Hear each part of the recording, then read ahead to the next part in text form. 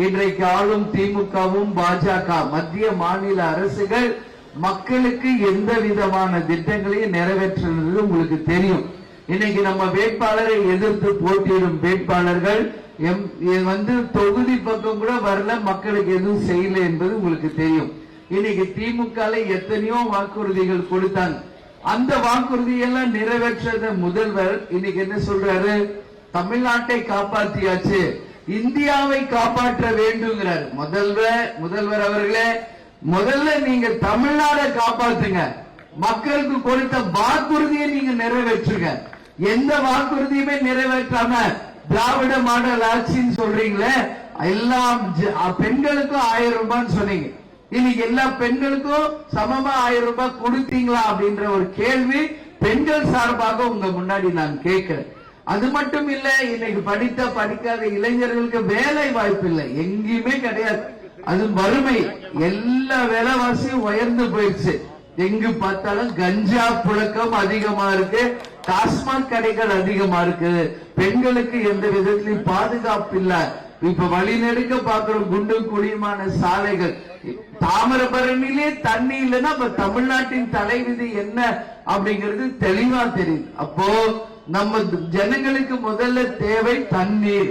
அது இருந்தாதான் குடிக்கிறதுக்கும் விவசாயத்திற்கும் தொழில்களுக்கும் நிச்சயமாக அது பயனளிக்கும். ஆனா அதற்கான எந்தவித ஒரு திட்டத்தையும் இதுவரைக்கும் மத்திய மாநில அரசுகள் செய்யலன்றத மக்களாகிய நீங்களே உணர்ந்திருக்கீங்க.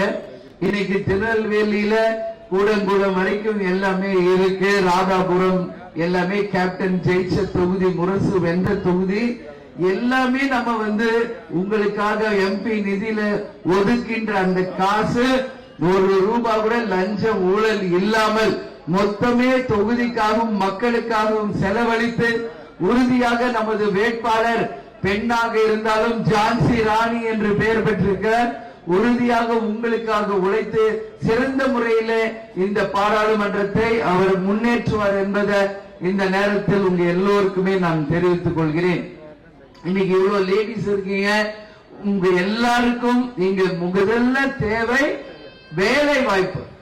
வேலை வாய்ப்பே கிடையாது எங்குமே. இன்னைக்கு 100 நாள் வேலை வாய்ப்பு இருந்தாங்க, ஆனா 100 நாள் வேலை வாய்ப்புல காசும் வருதுல, 100 நாள் இல்ல. நம்ம எல்லா இடத்துலயும் சொல்றோம் 100 நாள் வேலை வாய்ப்பை 150 நாளாக மாற்றுவோம். அது தினந்தோறும் 500 ரூபாய் சம்பளம் கிடைக்கக்கூடிய அளவு அந்த திட்டத்தை நாம் கொண்டு வருவோம்.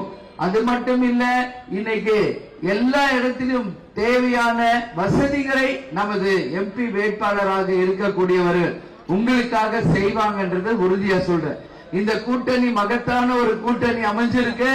புரட்சி தலைவர், புரட்சி தலைவி, புரட்சி கலைஞர் என்கின்ற 3 மனிதர்கள் இன்றைக்கு திரையுலகில் இருந்து அரசியலுக்கு மனிதர்களாக இருந்து புனிதர்களாக மாறி இன்னைக்கு தெய்வங்களாக நம்ம எல்லாரையும் ஆசீர்வதிக்கிறாங்க.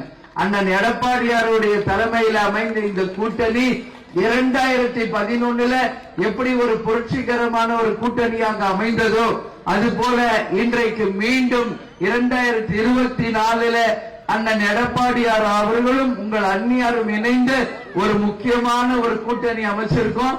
இது தொகுதி மக்கள் மட்டும் இல்ல, ஒட்டுமொத்த தொண்டர்கள் நிர்வாகிகள் விரும்புகின்ற ஒரு கூட்டணியாக, எல்லோரும் போற்றக்கூடிய ஒரு கூட்டணியாக தமிழகம் முழுவதும் இருக்க அத்தனை மக்களும் இந்த கூட்டணியை விரும்புறாங்க.